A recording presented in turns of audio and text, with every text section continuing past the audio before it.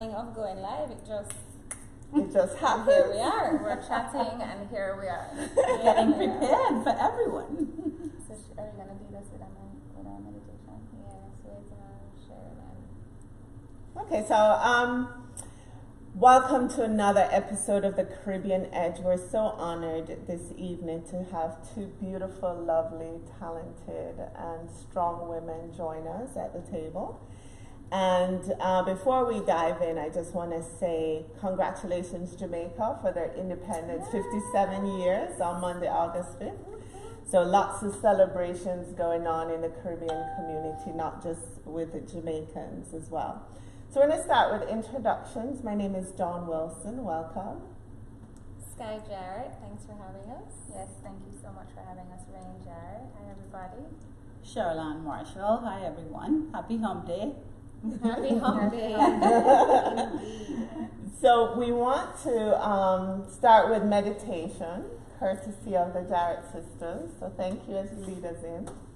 So preface that this is a selfish ask for us to settle in and really be present and focused in this moment. So for the viewers at home, we invite you to join us as well as we transition from our day at work or however you spent your time today and transition into this moment. So we invite you to settle in to this moment with us, and we'll start our meditation with a few deep breaths.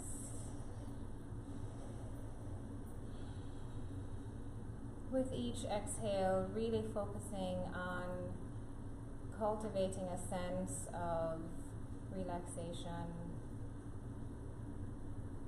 With each inhale, really bringing in a sense of peace, a sense of calm. And on each exhale, really releasing the energy of the day. And we'll just bring our focus and attention here to our breath.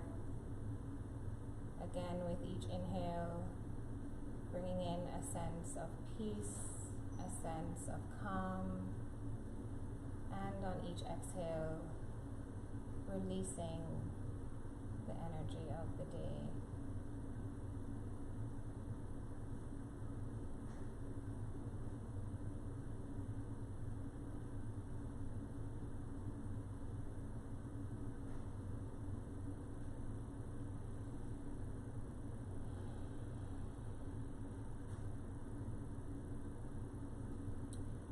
Gently bringing our focus and attention back to the room and for us here at the glass table. Thank you for that. I never meditate, so that My was first time, yes. No, You did. That was like 30 seconds. But what was it like? Tell me. No, it was great. I felt like I could have gone more because I was worried when you first said 3 minutes. I'm like, am I going to be able to do this for 3 minutes? But I felt like I could have gone more. It felt good, yeah. Yeah, and never refocus and leave all the work behind. It's like really different for me. We're no So longer thank you for meditation virgins. There you are no longer meditation virgin. And we popped your cherry. Yeah, very good. I feel so honored. So thank you for popping the cherry. We appreciate it. So hopefully you enjoyed that moment as much as we did as well. So thank you, ladies. So we're going to dive in to this episode. We thank everyone for tuning in. Rain and Sky have joined us just to talk about their experiences and where they are today. They have two powerful, influential parents that they're going to get upfront and personal and ask as many questions as you want. They're open, they're honest, and they'll let us know. So my first question to you ladies is your names. They're so beautiful. Thank you. Tell us about your name. Where did that come from? It's interesting because I think Sky and I have had different experiences with our names. For me, it was a sore topic. I was teased very much as a child and went through a very painful experience with a name like Rain. And a lot of people don't know that my middle name is Bo, and I went as Rainbow. I was referenced as Rainbow growing up. So that was even more tumultuous, and the teasing was even more intense. But I think growing up with a Rastafarian dad and a mom who is part Cherokee, they wanted to give us a name that stood out, that was unique. At the time, growing up in Jamaica, the tradition was to give kids African-sounding names like Shakira, Makiba. That was the in thing. And that was nice, but Mommy and Daddy said we want to do something different. So with the Cherokee sort of orientation, there's a tendency to give your kids nature names, and that was sort of the impetus for that. And then when I was born, there was a beautiful rainbow in the sky, according to my mom. So that sort of hit home for her, and that was triggered, it. Yeah. And then of course, with a name like Rainbow, you can't name your child Mary, right? No, we love the name Mary, but you know, it had to sort of follow up with something that was equally fitting, special, right? Equally special. So Sky was the one, and then it sort of started a trend with our younger siblings, and we've grown into our names. I used to tell my mom, "How could you do this to us? You weren't thinking of how mean kids are." And you know, I told her I was going to change my name by default, but I've certainly learned to accept and appreciate it, and it's. Yes. At what age did you learn to accept and appreciate it? Did it take a while? Were you in your teens? Was it that late? Adulthood, I would say. Yes, I would think so. It was a really rough journey, and I think having the dad that we had in music and being really a reggae ambassador to the world, representing Jamaica, people knew of us before they knew us. Right. And that was a struggle for me. I'm very private and tend to be very introverted, and so feeling like people had this feeling of knowing us without really knowing us was a struggle oftentimes for me. So yeah, I would say in my adult years is when I really sort of became comfortable and owned it and really, took ownership of it. And now you love it. And now I love it. Yeah, now I love it. Good. I love it. I actually went on a campaign to change my name at like age 7. I made a business case for this is why I think my name should be changed, because I felt that strongly about it. Wow. But working in a very large corporation, the value for me was being the only Sky in the entire company of 400,000 people. And so I could walk into a networking event and just put Sky. 3 letters. That's who I am. Yep. And look in the global address, you find me. So I was able to embrace it then. But it took that many years. Yeah. Well, we got a lot of compliments on your names, and people asked if they were really your names. Yes, we get that's the question. Right. Is that your real name? Yes. That's the question. Yeah, or is that your stage name? I'm like, Right. really? You couldn't come with something better than I know, that? right? But I'm so sorry that you were bullied about it, and that's, so many kids get bullied as well for various reasons, and it's so difficult. So hopefully, they get stronger through the process, and bullying, of course, is unacceptable. Sure. I think it taught us to be tough, and for me, I came up with coping strategies in anticipation of the negative comments and the teasing. So I would have my spiel ready for when I would go out and anticipate that conversation. That was the way I sort of maneuvered through. But it's something I would have to sit down and think about. So when them come back with this now, what you wear, just as a way to, get through. You it beat was them very to it. uncomfortable. Yeah. She's very witty though, and her comebacks are. I mean, She's a pro now, right? Or then. So tell us about your dad, because not everyone in our audience, because I asked someone, do you know who Third World is? And he did not know. So can you give us some background on your dad, things that people may not know about him, what it was like for you young ladies with such a famous dad? The first thing is I didn't know Daddy was famous growing up as a child. People would always marvel about his hair. He had beautiful locks, and that was always a topic of conversation wherever we went when he wasn't on tour. we would go to the shopping malls and people would, can I touch it? And he, you know, always so accommodating, would welcome it. But I really didn't know the extent of his notoriety and how well he was known, the third world band in general. So that took a little, wow, okay, getting used to. But Daddy was very special. He was very wise. He was very eccentric. He was not someone who fit in. He stood out. His uniqueness. He also experienced a lot of taunting because of his individuality and how different and special he was. Looking back now, it makes sense for us. Some of just, you know, his nuances and just the way he was. We think he was very wise, for sure. He had a lot of knowledge and, you know, was a very interesting person. Like, to just sit down and talk to him, he was a conversationalist. He loved people, you know, and he taught us a tremendous amount about life and just living well with people, and that has become a mantra for us. Like, you need to just live good with people. You know, at his core, he was a humanitarian, and he loved, you know, getting along with and interacting with people. He also loved Jamaica very much. Jamaica was a very, very special place to my dad, and it was a big part of who he was. And so he took that role of ambassador very seriously. He was a very spiritual person. He was a believer in God as well. Rastafarian for sure, so that was sort of his belief system and his orientation. And it transcended different parts of his life, so it affected and sort of shaped his diet and how he treated his body. He would always say, your body is a temple, right?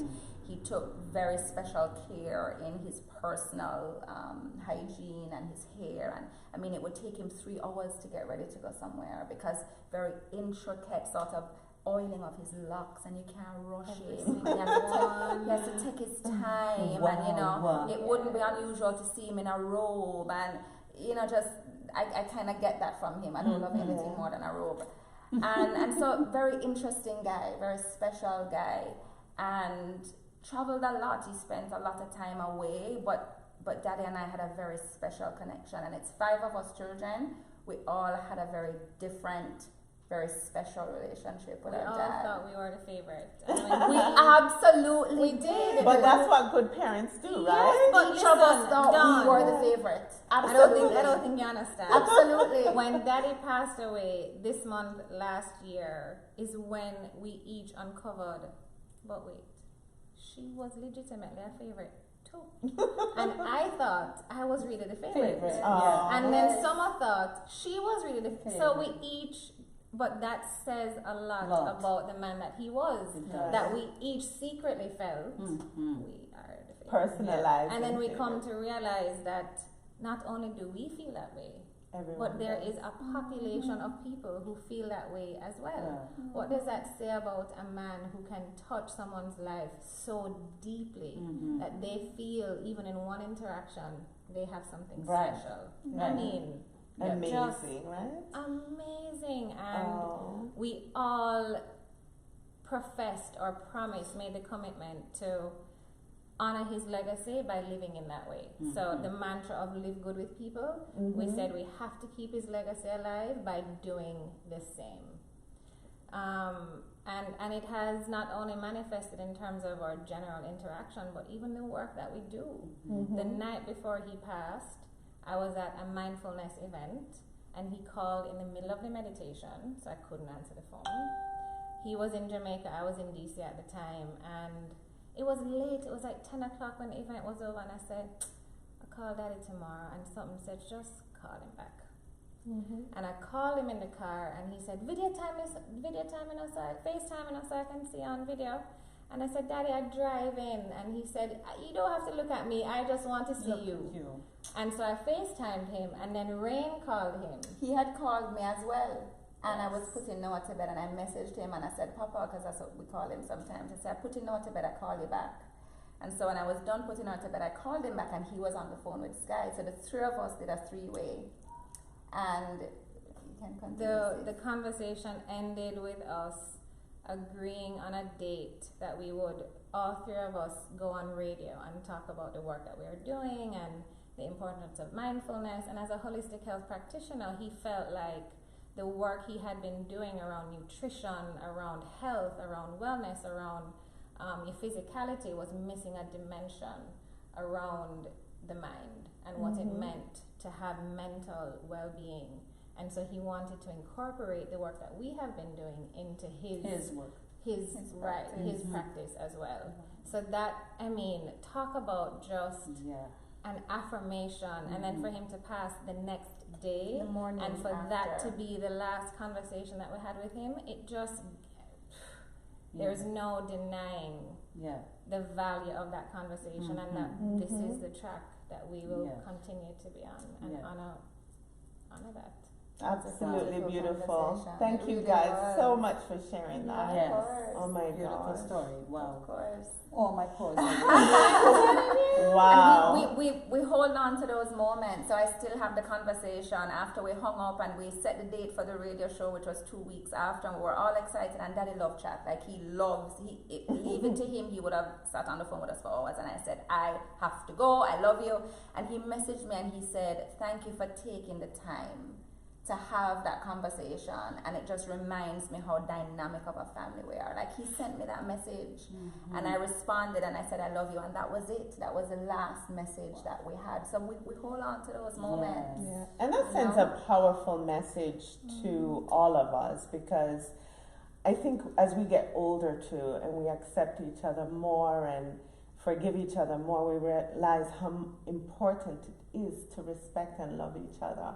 And whenever your mind tells you, make that phone call, pick up the phone and call someone, just follow your heart and just do it. So I remind myself, every time I say, I'll put it off, I'll say, no time like the present, right? Because you just don't know. You just don't know. We take it for granted, and he never took either of us for granted, or the time. For him to say to his daughter, thank you for taking the time to have that conversation with me, just shows the level of dignity that he had, and regard for people, and appreciation for people.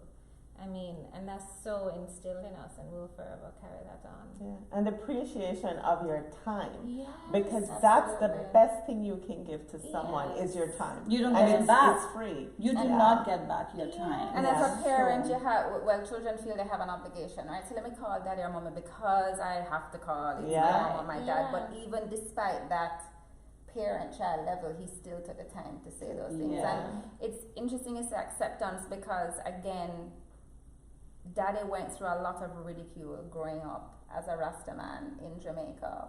Mommy experienced some of that as well, being her spouse. Yeah. And, it took us a long time as his children to really accept him for the man that he was. Yeah. Because Rastafarians weren't always accepted the way they are now. Yes, and not only that, but just how eccentric he was. And, he was very self-centered, which usually gets a negative connotation. But he really took time to learn about himself and explore himself. And he knew with conviction who he was. And because of that, he was able to engage with people in a very deep way, because he was very sure of himself. But again, even as his children, that took a time. And I think I sort of understood him for who he was. Because a little she's earlier. convinced she was the favorite. Where the rationale comes in, right? I got him. Yeah. I understood him, right? And so when things would happen that some of the other siblings probably wouldn't, I did. I got it. And he understood that as well. And very different ways of him, different siblings understood about him, right? We understood different parts of him because he was very multi-layered. But that helped with our connection. But again, that acceptance took time. He was away from us a lot. But a lot of the absence was him working on himself, right? He struggled with bipolar as well, and he took a very holistic approach to it. And so the time that he was spending away from us was really time that he needed to take care of himself. But we perceive that very often as being selfish and being, but again, through that journey, we really came to a 360 moment where we understood him, we accepted him, we loved every bit of him, and I think that has helped with our grieving process. Good. And it's something that I think Rain has really adopted from him, the value of self-care. And I think Daddy is a great example as you talk about him taking that time to take care of himself and what that did for the quality of who he was when he showed up. Yeah. Because you could be at an event with 500 people, and when Daddy is standing talking to you, you feel as if you are the only person in that room, in that space with him, because he was able to be there fully Present with you. and fully. Yeah. And it's because he took such great care of himself that he was then able to give to others in such a rich. I mean, when he passed, we listened into the first radio show after he passed, and strangers from all over the country, from all over the world, reaching out, pouring out their love for him, and referencing very intimate moments with him, that he touched them in a very deep way, and we're saying, wow, talk about leaving a fingerprint in the hearts and minds and soul of people. And that's just such an inspiration for us and the work that we want to carry out in this world. I mean, it's really driven by who he is and what he represented. Awesome. Thank you, ladies. I mean, so heartfelt. Yes. And there are no words that can say how the world felt about his loss, but even more impactful for you guys. But you've obviously realized as a parent what he gave to you both and your siblings to continue for generations. So For sure. thank you for your strength. Of course. Let's talk about another deep topic, your mom, who is a strong force in the Caribbean community, Miss Gina. She's probably watching. Proud of her daughters, I'm sure, but you got another blow handed to you. There are no words to even describe it. I remember sitting with your mom, and she was supporting another friend, and she started telling me that she felt, like a little lopsided, dizzy at times, and I said, Gina, that sounds serious. You need to go to the doctor. And she said, yeah, man, I'm gonna go. And shortly thereafter, I think probably next couple of days or day, I understand you ladies took her, and you guys can tell us what happened from there. You were with her, so. Yeah, it happened very quickly. She wasn't feeling very well and got in touch with her physician, who did some initial tests. And a few days later, she called me and she said, take your mother to the ER right now. And in that moment, I knew. And the first thing I did was stop and took a breath. And it has been sort of a lifeline for me, that practice of breathing. And I really feel like with all the challenges that we've experienced, everything in our life that we've experienced has made us ready for these really life-changing experiences. So I got that call, and after my breath, I prayed. And I said, God, just prepare us for this journey without even knowing anything else, And I went inside and I said, Mommy, we need to go to the ER. And she just started to cry. The fear just took over her because she knew. My mom is very intuitive, and I think she knew her body well enough to know. And so that started it. We took her to the hospital, and they did some tests, and it confirmed the diagnosis of stage 4 breast cancer. Lung cancer, which metastasized to the brain. And through testing after, we found that the cancer was in other spots, so in her shoulder and other areas. And so we just really battened down and decided that we need to take charge. We are helping her fight for her life, and we have to take a very strategic approach to this journey. And so Sky, doing the work that she has done as a management consultant, I think really was very valuable in that process, because when your emotions have taken over in such a strong way, it's difficult to see. But we understood the value in having the ability to see clearly. And so, again, we just really relied on those mechanisms and strategies, and without even realizing that we were relying on them, we were doing those things. They became automatic. They became automatic, they really did. And so, that 6 months after Daddy passed is when we got this diagnosis. And we really started to just become more inward and focus on what needed to be done. but also really feeling the love and support from the community. That was tremendous. The outpour of love that we received from all over the world really made a difference. Yeah. And I think because Mommy has been so vulnerable with her sharing and with her experience, that has allowed her to receive that love and support. Cancer is something that unfortunately a lot of people are experiencing, and a lot of people tend to hide it, and that presents a different experience that has not been Mommy's. And so she's doing really well, she's feeling well, she's responding really well to the treatment, and she has taken a holistic approach to her healing, which has been such a life changer for her. So of course we're relying on the traditional doctors and their treatments and therapies, but she's taking a mind, body, soul type of approach, and she has made us proud. Really, she has been an inspiration in sort of how she's going through her journey. Wonderful. And I'm going to share a little bit that they're not saying. They really stayed on top of these doctors, which is important because it was our job. every doctor treats you differently. So Yeah. you want to make sure you have the right doctor that's being as attentive as you think they should be to your parents. Yeah, and it was multiple doctors because the cancer was in different parts of her body. So there were specialists for each organ, and then the overarching person, and it was just so many moving pieces. And for somebody going through that experience, especially with tumors on your brain impacting your cognitive functioning, and the emotion of what you're going Of through, your reality. it's difficult to keep track of all the details and the dependencies, and okay, so you said that, but doesn't that contradict what you just said, and what will that do for this thing? And so we made sure that one of us was always there with her. We had a note-taking system institutionalized by this one because we needed it's necessary. It's very necessary. to keep track. And if I'm having a conversation with this one after I had a conversation with this one, I have to compare notes and see. And if one of us couldn't be there, if she couldn't be there, I'm recording for her, so she's listening after. And it was just a lot of staying on top of them, and we fired a few of her doctors because we didn't feel like they were the caliber of treatment that we felt she deserved. Right.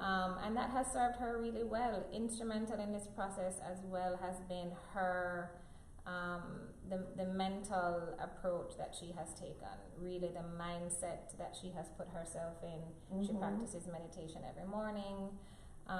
I had been sort of exposing her to some breathing exercises, and she shared the first cyberknife treatment she went into. It was such an intimidating experience because you're in this bed, in this big room, there are loud big machines moving all around, they're coming into your brain and zzz and loud, and she said she felt so overwhelmed, like she was going to freak out, and something just clicked, and she remembered, I have my breath. And she started doing a breathing exercise, and that just calmed her down. Nice. And it wasn't something I said to her before she went in, it was because she had been practicing before. So we have seen the value of a lot of these practices, and they have served us well in some of the most difficult moments. And that has just given credence to us of how powerful they are. And Gina, I saw her last weekend, I believe, and yes, definitely positive. Oh my goodness. I know you guys had her on a diet too, and I heard your dad was not an ounce of fat on his body. He was so health conscious. Never went to a gym one day in his life. Yeah. Never.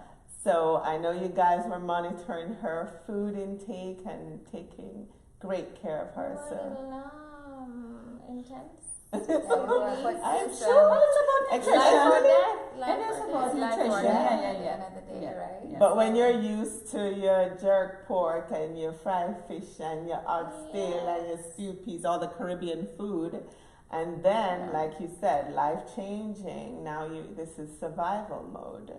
But to some degree, when you speak about your dad, he was always in that zone, always making sure he was being taken care of personally, in order to pass it on and be the best person to everyone else around him. And she would make reference to him because before Daddy passed, my mom went to Jamaica to see someone who was family to us and also battling cancer. And he wanted Daddy to come up with a treatment plan for him, a holistic care plan.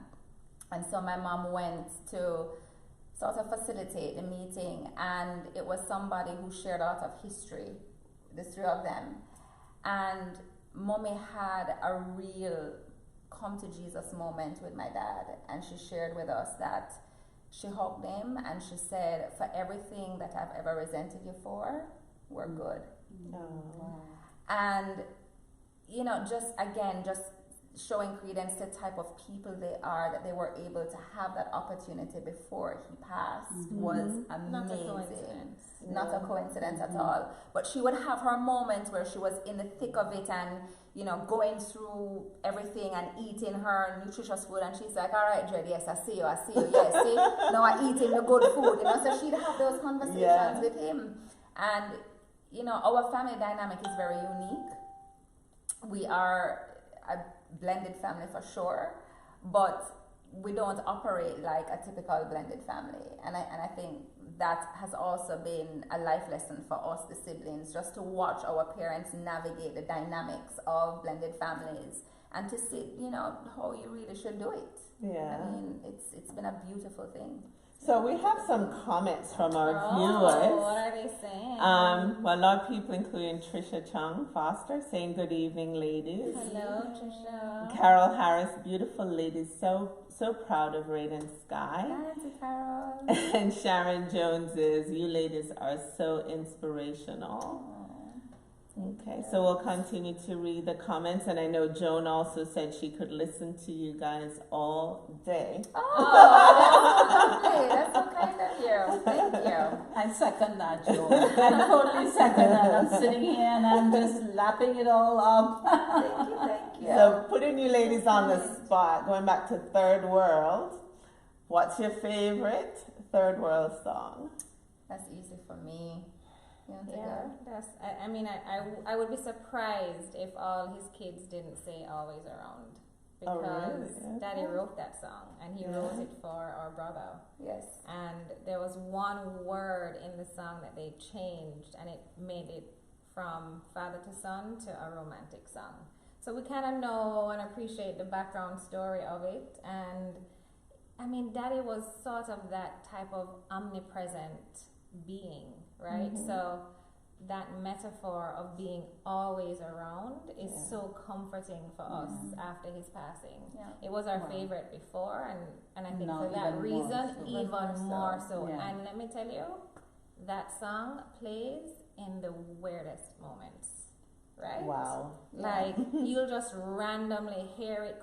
I mean, you had an experience a couple weeks ago where a Third World song randomly played, and we were out in Wynwood at the art show last weekend, and a Third World song. It's just, these are subtle reminders to us of his omnipresence. So Always Around will definitely, I think. I would be surprised if Summer, Ard, and Judah said anything different. Good. So if you haven't heard that song, you have to go on YouTube and Always listen to that Around. song. Yes. That's a beautiful song. Beautiful song. So tell us about, or share with our viewers and us, what actually you do, your company, and where you are now. Now that we've taken you from who you are, your experiences with your parents, who are you today? Forget mommy and daddy.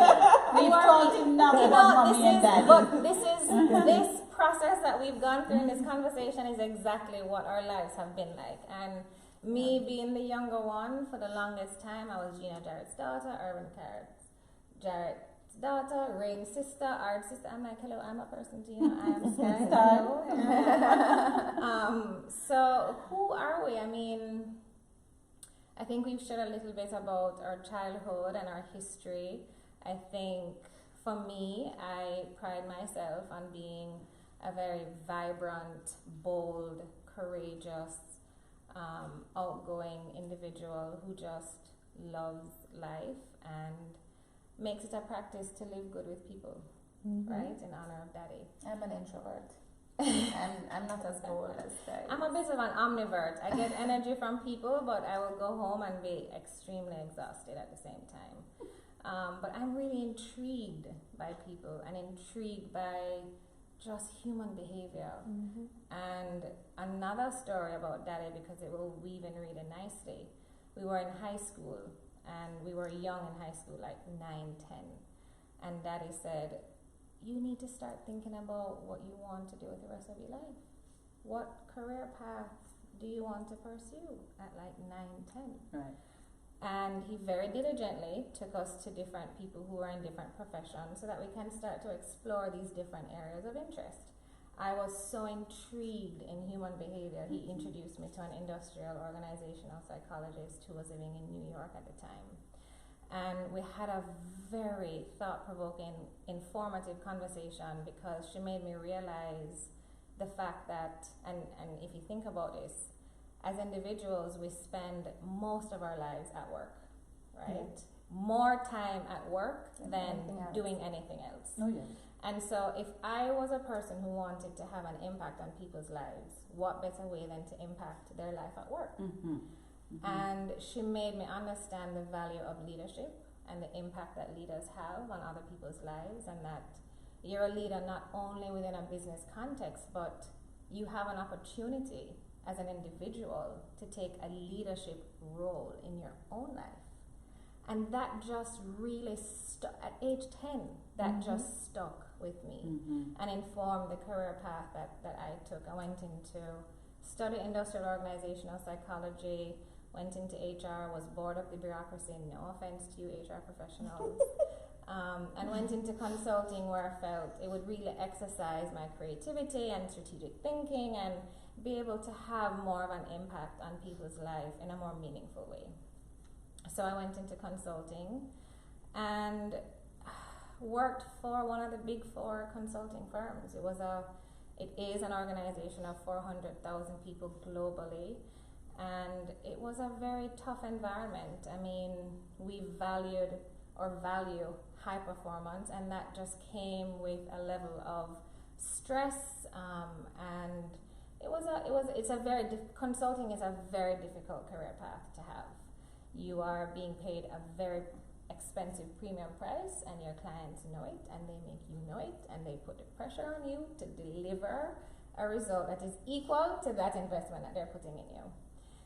And along that journey, was introduced to meditation, to the practice of mindfulness, and really found a very profound benefit for myself coping with this very hard charging, fast-paced, overachieving, and add to the mix that I was a perfectionist, right? So you throw that in the mix of this environment that is going to take everything from you and require a very high level of performance. It was really a perfect storm, and I found it very challenging to cope.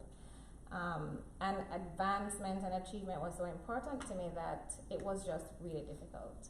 And I found solace in the practice. I found something that could help me to sustain and really manage all of the different aspects of what I was experiencing. So felt compelled that I can't be the only one tapping into this gift.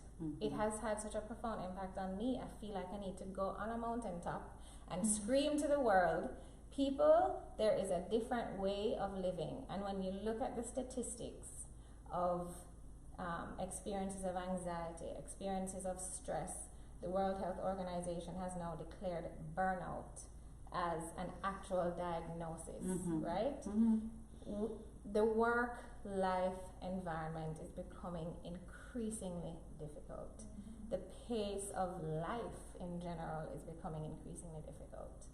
And so I felt it necessary to bring the practice of mindfulness to that organization. Was very successful, became certified, was teaching mindfulness for the organization, but just felt like there needed to be more. I needed to scale, I needed to have more impact. And so Rain and I came together and said, well, we've been servicing very different industries. Rain is a professor, and so her interaction is in, the education realm, working with teachers, working with students, working with faculty, working with parents. As a parent herself. And we felt, wow, I could target corporate leaders and executive teams. You can target moms and parents and teachers and students, and what a powerful combination that will be. Perfect, yes. So we have formed a company, Transcend, which strives to help individuals overcome their barriers.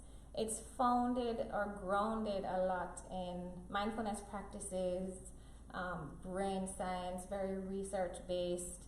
I also have a background in positive psychology, so we focus on what does it mean to truly flourish, and mindfulness is one of the tools that we offer to individuals. So here we are. I've been rambling for a few minutes now.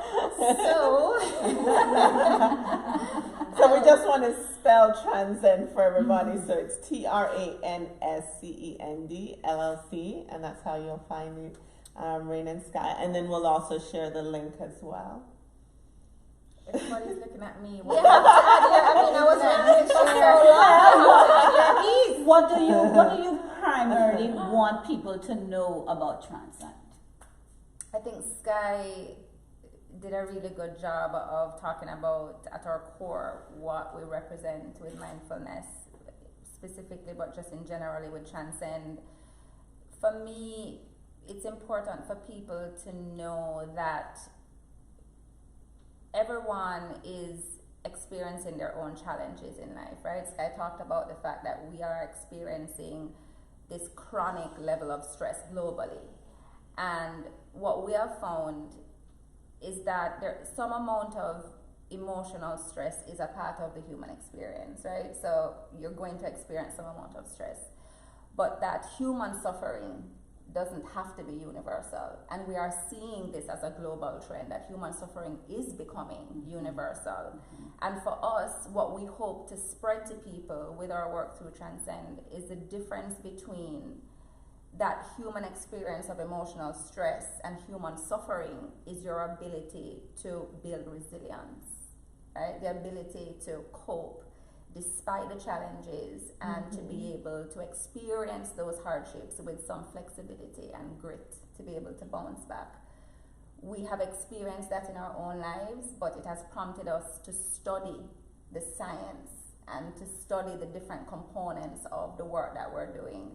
And so we bring different perspectives, as Sky mentioned, with her background in psychology, me as a sociologist, we're both social scientists, but we feel very strongly about our life and experiences really prompting us and making it ripe for the work that we're doing. And we're very passionate about it. I mean, surely people have to make money to survive, but it goes beyond that. We feel convicted in spreading what we've been learning, and we're enjoying it. One of my mantras, and I share it with my sister all the time, I'm big on mantras, I'm big on manifestations and affirmations. And I said, I want us to be able to create impact, but to have joy while we're doing it. That's very important to us. And so that's a big part of what we do at Transcend, and helping people to experience that same joy too. Right? Happiness is not sustainable. Happiness is fleeting. It's in the moment. But to have joy despite the challenge and the trauma, I mean, that's the secret. Right? And we have been able to experience joy through the most life-changing, most traumatic experiences that you could even imagine. And what was interesting is, and Sky shared this before we started going live, people were coming to us and saying, how are you guys managing? Like, seriously, legit, like what gives, right?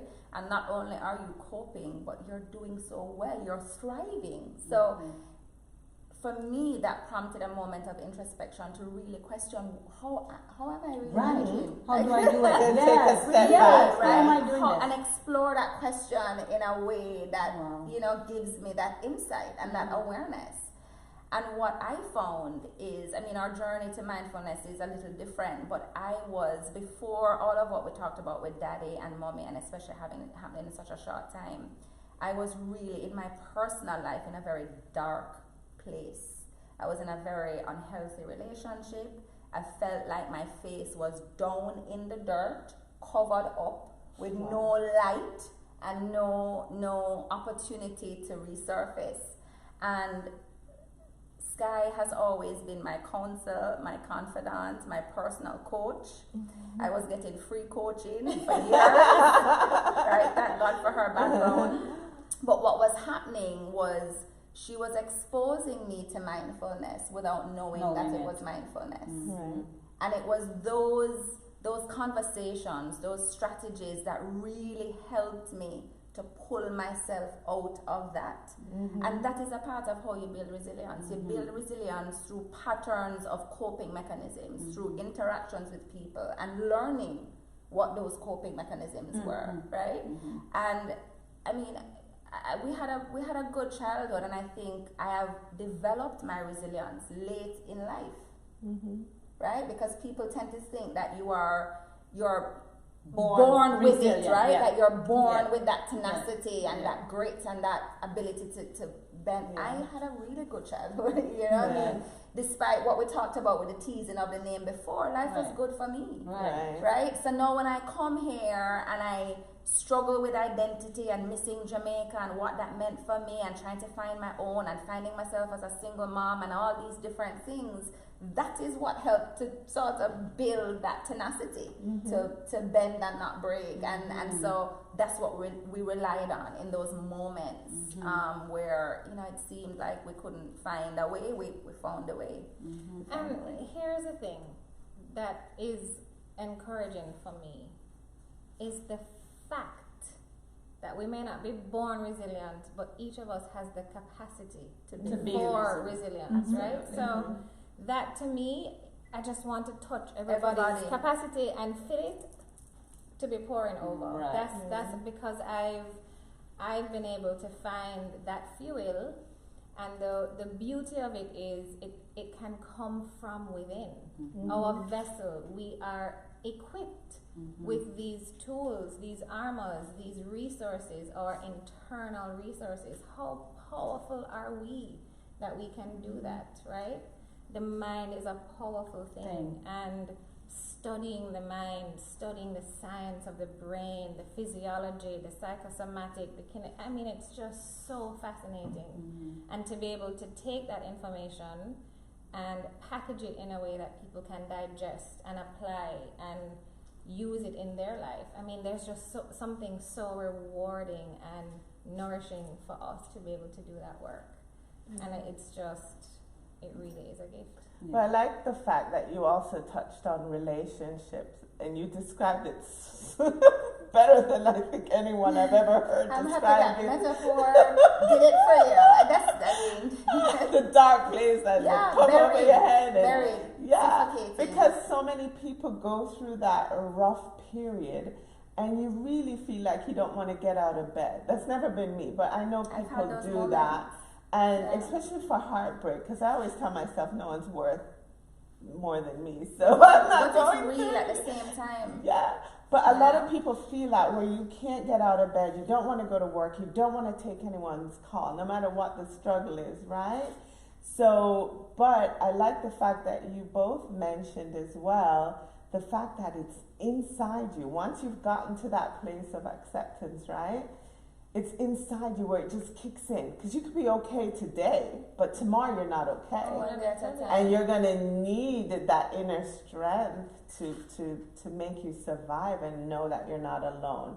So it's so important for you ladies to share all this with us, because you've gone through your own struggles as well personally, with both your parents going through their different journeys. And I mean, what more challenging situations can you have? Can one person have? And a lot of people, I think, can identify, as you said, with that feeling of being stuck. Knowing that you need change, not quite sure how to change, and not even sure what the first step is. For me, as Sky said, I think I inherited this self-awareness from Daddy. And so during those times, I really went on a journey of self-exploration and trying to figure out and learn more about myself. And it was through those moments that I realized, you know, you deserve more, that you're worthy of more. You need to be vulnerable. You need to ask for help. I mean, Mommy raised us to be independent, not to ask nobody for nothing. Do it on your own, figure it out, right? And so for me, being vulnerable was very difficult, even with people I was closest to, like my sister, who I knew was able to help, but couldn't quite ask for the help. Those are the things that have made a difference for me. and I really feel like I'm not quite there yet, but I'm enjoying my life. I can honestly say that, and I feel like I am blossoming. But it was a choice. It was really a choice for me. I could have chosen to stay there, or I could have chosen to take my life at the helm and choose a very different life. And that is why I think both of us are so passionate about really living our best life. It's more than a hashtag for us. I mean, it's a hashtag. But it's really a core value for us, right? And it doesn't mean that we're perfect. We're far from it. Doesn't mean that we don't have those really rough days. But we remind ourselves that it's a part of life. We're human. And we just keep it moving, right? When we need the help and the support, we reach out and we get it. You know, I surrounded myself with groups of people. I would meet with a women's group in my church every week for 2 years. I needed that because the tendency we talked about is to isolate, right? Or to get really busy. Neither of which are healthy. They're two extremes. But that was a part of my self-awareness, you know, getting to know me and what I needed to support myself to get out of it. And a big part of that is being vulnerable. Okay. So Joan is also asking, where is Transcend based? So where can they find this information to connect with you ladies? Sure. We as global citizens, we are globally based, but we do have a website, transcendglobal.org. You can also follow us on Instagram at Transcend LLC, and Rain is at Mindful Parenting. Mindful Parenting. One. Attention to detail. I love it. You must be a manager. Attention to detail is on point. Yes. And Joan Serge says, great show. And Denise Chung, thanks for tuning in. Philip Coke says, up, rain and sky. So thanks for tuning in. Wow, we have definitely, it's almost 9 o'clock if you can imagine that. Wow, I'm not surprised. I know. Time flies when you're having That's all it is. So, what parting words do you have for our viewers tonight that have tuned in and will also be sharing this episode? What would you like them to take away from tonight? That's a good question. You want to start, Sis? I think what we've touched on so far, which is, you know, recognizing that capacity within each of us to actually live our best lives. And we have that choice, right? So one of the things that we're working on right now is when we think about how do we scale this work, how do we make it accessible truly globally, and the obvious response to that is to go online. So we're in the process now of developing a couple online programs, one of which will focus really on mindfulness, what it means to cultivate a mindfulness practice, what's the science behind it, how do you actually cultivate the practice of it, and then how it applies in different realms of your life as a parent, at work, etc. So that's one program that we're going to be launching. The second program is something that Rain touched on, that feeling of being stuck and not knowing what to do, where to turn, what to try, what first step to take. And for many people, you know, they don't even know what living their best life means. What does that even look like? Right? I ask people all the time, if you had no barriers at all whatsoever and you could create your best life, what would that be? And I stop and Most people don't know. Dumbfounded. Wow. They have to pause and think about it. And these are questions that we ask ourselves all the time, right? Leaving my corporate job of 9 years, going out on my own, people think, oh wow, you're doing the damn thing, you're living your best life. There's another layer for me, there's another level for me, and I will continue to level up, because what my best life is today might not be the version that I want for tomorrow. And I'm constantly working towards whatever that is, while also savoring what this moment represents as well. And so that's another program that we'll be launching, how to help people who just have this feeling that there's more. And they might not be sure what that is, but this is work that I do with individuals in an organizational setting, and I just feel, why depend on an organization or an institution to be able to provide that luxury to people? What about the person that doesn't have that opportunity? And we want to be able to make it accessible more globally. As well as people who, it's July, August, and you realize, so what happened to those New Year's Eve resolutions that I had set all the way back in January and haven't quite achieved? Looking at what it means to truly personally transform and do it in a way that's sustainable, that you don't revert to your habitual patterns, and look at that from a brain science perspective. It was a conversation I had just today with a group of leaders. How do you actually reprogram your brain so that you can start to cultivate more effective leadership practices? So that would be my parting thought. Personally, I want everyone to walk away with the belief that they have it within them to be their best selves, to live their best lives, and that we have resources to help them do that. Yes, I second that. Well said.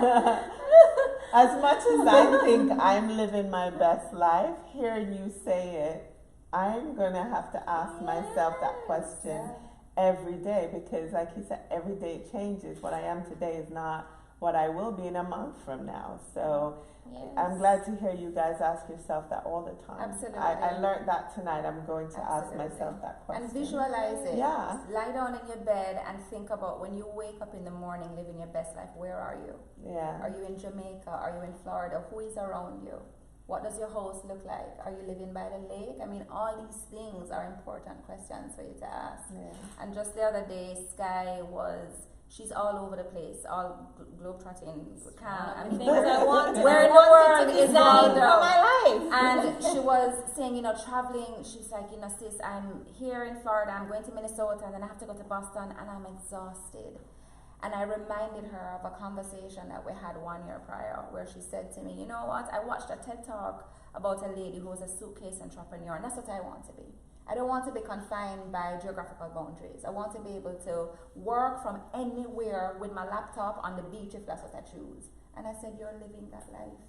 And she said, you know what, you're right. You're right. Yeah. And in that moment, she was present, she expressed gratitude, and it changed in a few seconds, just how she was living that moment. It's all about the mind, and that's why we're doing this mindfulness work. It's really life-changing. It's all up here. I truly believe that. When you said, finding that joy and living that joy through all of the struggles, I mean, I remember when I first saw this dancing in the rain phrase. And it spoke to me. It spoke to me. And ever since I saw that many years ago, I've been dancing in the rain. I've truly been dancing in the rain. And Daddy always did that. You have didn't to. really care about what people thought. You really. I'm learning that lately. Yeah. Dance on the tabletop and not care. If you can get to a point where you're not a prisoner to other people's opinions, that is when you start living life. But a lot of us, our history, the way we're raised or brought up, it's just different. Some people are more conservative. You have very real strict Caribbean parents. So it's really hard to just go dance on a tabletop, right? It just doesn't come naturally for people. But once you start to transcend and learn more about yourself.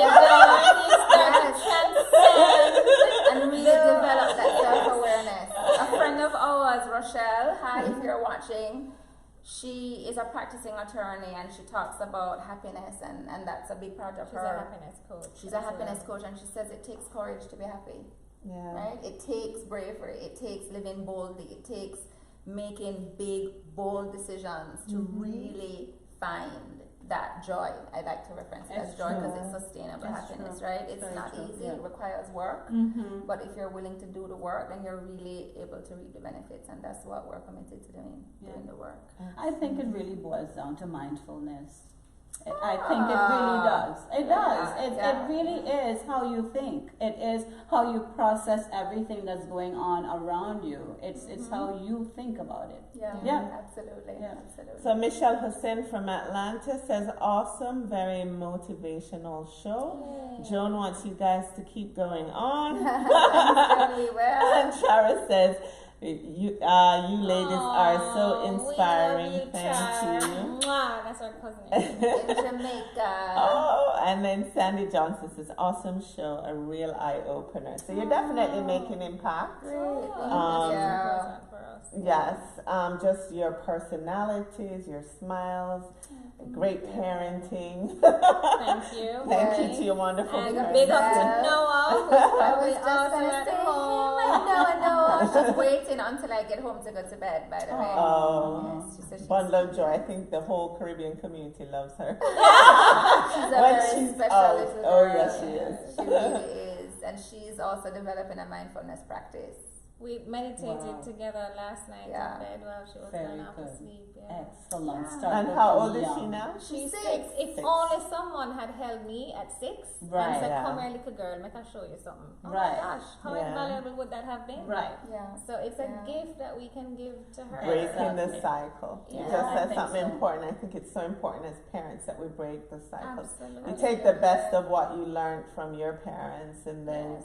add your own spin on it. For sure. Absolutely. For Wow. sure. And she reminds Powerful. us, she's such a mirror for us. I mean, I have really bad road rage, right? So I have to Remember really take time to that be. she's watching you. No, absolutely. She watches everything. And in a moment of angst, she said, Mommy, just breathe. Oh, wow. Right? She reminded me of that. And so that gives me confidence in knowing that she's listening, even Yes. though she pretends not to sometimes, and that I'm doing what I need to prepare her.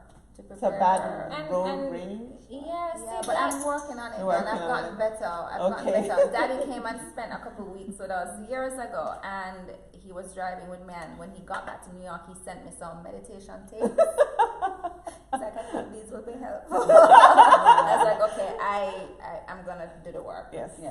Some of our viewers have road rage, so I want to. A lot of people. Yeah. A No, lot and of people. listen, the breathing, there's a tremendous amount of science and work about how your brain changes with meditation. I mean, it's tremendous, and it's amazing. So It's been yeah, no, working. breathing is huge.